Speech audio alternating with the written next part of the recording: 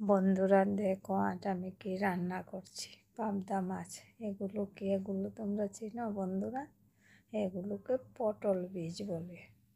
পটল বলতে সিমের চেয়ে ছোট, মটরের চেয়ে একটু বড় হয় ওইগুলোর বীজগুলো আমি ভিজিয়ে রেখেছি ঘন্টা দুয়েক আগে, তাই বীজগুলো একটু শক্ত আছে। যদি আগে ভিজিয়ে রাখা যায়, সকালবেলা রান্না করলে আগের দিন যদি ভিজিয়ে রাখা যায় রাতে, তাহলে বীজগুলো নরম হয়ে যায়। যেহেতু আমি ঘন্টা দুয়েক আগে ভিজিয়েছি, তাই একটু শক্ত। এইভাবে অল্প হাতে টিপ দিলে বীজের খোসাগুলো ছুঁড়ে যায়।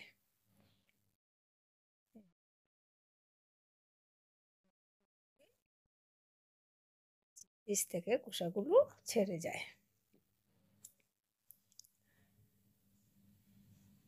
বীজের যেহেতু আমি ঘন্টা দুয়েক আগে ভিজিয়েছি, তাই না ভিজিয়েও ঝুলানো যায়, তাতে 2 হাত লাগাতে হয়। দেখো, এগুলো একটু শক্ত রয়েছে, যেগুলো শক্ত এগুলো আমি 2 হাত দিয়ে ছাড়িয়ে নেব। এই দেখো, খোসাগুলো ছাড়িয়েছি। এই খোসাগুলোও কিন্তু খাওয়া যায়, বিভিন্নভাবে খাওয়া যায়। বড়া, ভাজি, বিভিন্নভাবে খোসাগুলো খাওয়া যায়। এবার বীজগুলো আমি কুকারে 2টো সিটি দিয়ে নেব, তাহলে তাড়াতাড়ি সিদ্ধ হয়ে যাবে। কড়াইতেও সিদ্ধ করা যায়, কিন্তু কুকারে দিলে তাড়াতাড়ি সিদ্ধ হয়ে যাবে, তাই আমি কড়াইতে বসিয়ে দিলাম। দিয়ে এদিকে মাছগুলো নুন হলুদ দিয়ে মেখে একটু ভেজে নেব।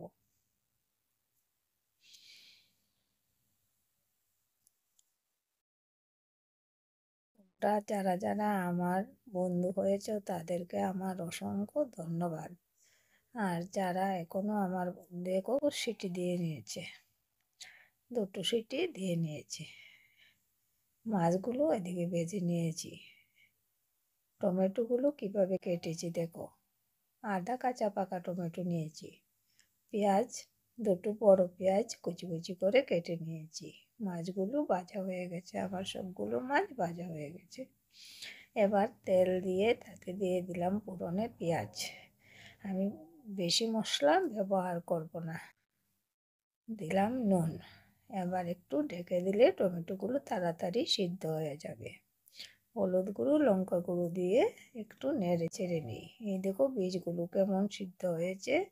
এগুলো আবার ঢেলে দিলাম। ঝোলের জায়গায় সিদ্ধ বীজগুলো দিয়ে জিরার গুঁড়ো দিয়ে, কাঁচা পেঁয়াজ আগে যে কেটে রেখেছিলাম সেই পেঁয়াজগুলো দিয়ে, ভাজা পাবদা মাছগুলো দিয়ে, কাঁচা লঙ্কা কাটা আর ধনেপাতা কুচি ছিঁড়ে দিয়ে দিলেই ব্যাস হয়ে গেল আমার পটল বীজ দিয়ে পাবদা মাছের ঝোল। বন্ধুরা, তোমরা অবশ্যই একবার ট্রাই করবে এবং আমায় সাবস্ক্রাইব করবে, এই আশা রইল।